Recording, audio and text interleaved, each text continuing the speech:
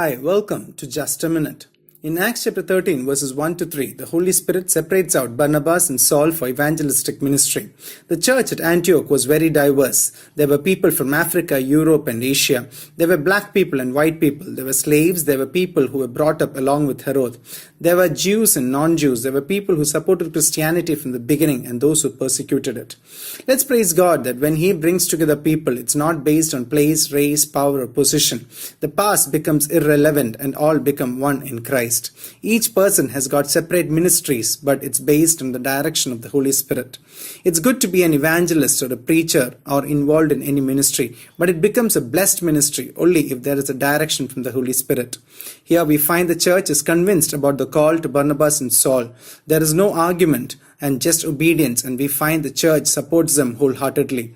Let's praise God because of the diversity in the church. Let's be thankful to God for the ministries which God has given each one of us. May we be able to hear the Lord's call and be obedient to it. Have a nice day.